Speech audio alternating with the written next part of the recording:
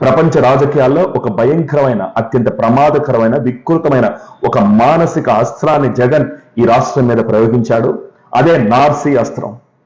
మన ఆంధ్ర రాష్ట్ర ప్రజలందరూ కూడా ఈ నార్సీ పోకడి గురించి ఖచ్చితంగా తెలుసుకుని తీరాలి.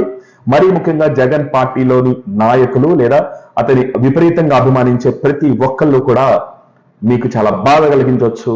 కానీ ఈ పచ్చి నిజం గురించి తెలుసుకుని తీరాలి. తెలియకే ఆ విష వలయంలో చిక్కుకుంటూ ఉంటారు.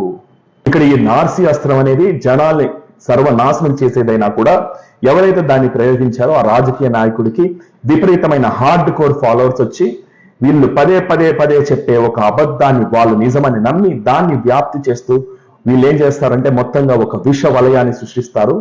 సో వాళ్ళ ఆ విష వలయపు ప్రధానమైన టార్గెట్స్ ఏంటి అని అంటే అమాయకమైన మహిళలు, వృద్ధులు, లేదా గనక లోకం పోకడి పెద్దగా తెలియని అమాయక యువత. దాన్ని నార్సిసిస్టిక్ పర్సనాలిటీ డిసార్డర్ అని అంటారు. ఒక భయంకరమైన మానసిక రుగ్మత. ఈ జబ్బు ఉన్న వాళ్ళు ఏంటంటే మొత్తం అబద్ధపు బ్రతుకు, ఫేక్ బ్రతుకు బ్రతుకుతూ ఉంటారు. వాళ్ళకి ప్రేమ అనేది దాని గురించి అసలు డెఫినేషన్ ఉండదు వాళ్ళ బ్రతుకుల్లో. కేవలం వాళ్ళని వాళ్ళు కూడా ప్రేమించుకోరు, వాళ్ళ ఇగోని మాత్రమే ప్రేమిస్తారు. వాళ్ళ చుట్టూ ఉన్న మనుషులను కాదు కదా, సొంత రక్త సంబంధికుల్ని, కన్న తల్లి తండ్రితో సహా లేదా తోబుట్టువులతో సహా ఎవరిని ప్రేమించరు. కన్న బిడ్డల్ని కూడా ప్రేమించరు నార్సీలు. కేవలం వాళ్ళ ఈగో కోసమే బ్రతుకుతా ఉంటారు. పరువు హత్యలు చేస్తారు కదా, ఎవరితోనో వెళ్ళిపోయిందని చెప్పి ఆడపిల్లని చంపేస్తుంటారు, మగాళ్ళను కూడా చంపేస్తుంటారు. వీళ్ళే నార్సీలు. వాళ్ళు ఎవరిని ప్రేమించరు కన్న బిడ్డలతో సహా. వాళ్ళు ప్రేమ మొత్తం నటిస్తారు. మేకవన్నె పులుల్లాగా చక్కగా ప్రశాంత వదనంతో కనిపిస్తారు, కానీ లోపల మట్టికి ఒక కాష్టం రగులుతూనే ఉంటుంది వాళ్ళలో. సో అయితే వైసీపీ పార్టీలో విధానపరమైన నిర్ణయాలు తీసుకునే నాయకుడు ఎవరన్నా లేదా నాయకురాలు ఎవరన్నా నార్సీ అయి ఉండాలి.